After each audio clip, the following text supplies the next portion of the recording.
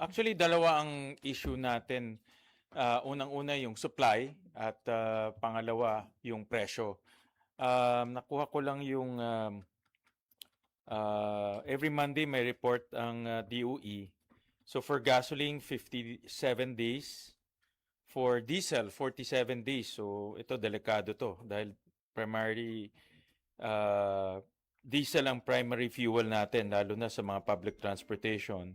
And then LPG 33 days. So ito rin ay nakakabahala dahil alam naman natin ang restaurants, lalo na yung mga maliliit na restaurants, ang ginagamit nila LPG. So nung nakuha ko itong report this morning, nababahala ko dahil until now, hand to mouth pa rin ang supply natin. Malaking bagay na nagkaroon ng meeting of the minds between the DFA and also with the Iranian embassy. Pinapasalamatan ko at binabati ko at kinokomment ko ang DFA, si Secretary Lazaro sa kanyang initiative para mapapayag ang Iran palabasin at payagan na palampasin o papasukin yung ating mga shipments, oil shipments sa Strait of Hormuz. Malaking bagay yun, pero ang importante ngayon magkaroon ng firm commitment more than itong mga araw na nakasulat. At sa ngayon, based on this report, parang hindi ko pa nakikita yung firm commitments. Alam ko mahirap i-oversimplify yung problema dahil complicated yung problema. Pero kailangan pa rin tuloy-tuloy yung mga high-level dialogues between potential new suppliers ng bansa. Kasi traditionally, almost 90% ng ating supply galing ng Middle East. So kailangan lumipat na tayo sa ibang lugar, no? Tulad ng Canada, tulad ng Amerika, at mga non-traditional suppliers natin. Pagdating naman ng presyo, for now, ang ginagawa ng pamahalaan is to suppress inflation. So, nagbibigay ng ayuda, yung toll fees binababaan, yung port fees binababaan. So, bukas natin malalaman dahil bukas yung inflation report lalabas. So, bukas natin malalaman. Pero ini-expect ko na tataas ang inflation tomorrow, no? At moving forward, magkakaroon na ng domino effect. So this morning, I met with the internal team namin to already start modeling 30 days, 60 days, 90 days, 120 days, elevated inflation.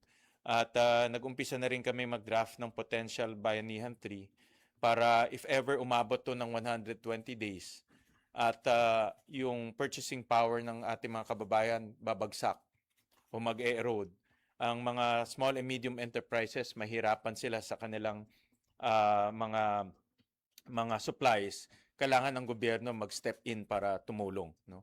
So ang aming nakikita dito, pag humaba pa itong situation at tumaas ang inflation, kailangan mag-step in ang gobyerno pagdating sa pagbibigay ng subsidies, no, sa pinakamahirap nating kababayan, kasama na rin dito transportation groups tsaka MSMEs. No? So yun ang pinag-aaralan namin ngayon. That's why this morning, minute ko na yung mga economists ng Senado para maumpisa na itong pag-aaral.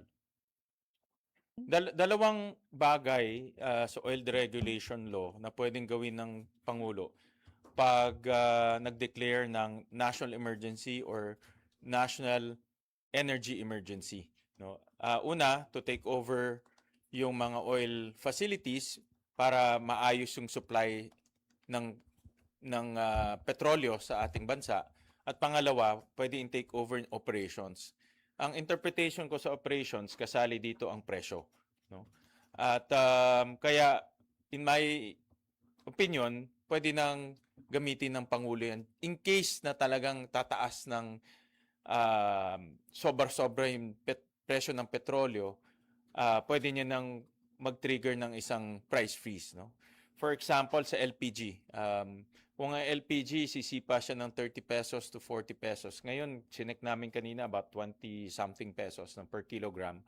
So kung tataas siya ng sobrang taas, pwede nang i-trigger ng Pangulo yung kanyang kapangyarihan para mag-price freeze. No? Dahil ang LPG is a basic commodity. Lahat ng restaurants, lahat ng mga karinderya, small businesses gumagamit ng LPG. Nalaman ko nga kanina, pati laundromat pala gumagamit ng LPG rin. So, maraming negosyo, in other words, maapektuhan kung biglang tumaas ang presyo ng LPG. Sa tingin ko, dahil meron pa tayong subsidies na binibigay at meron pa tayong pondo sa subsidies, tingin ko unahin na muna natin tong subsidies. No? Pero hindi rin malayo na magagamit yan kung tuloy-tuloy itong sitwasyon na ito. Sir,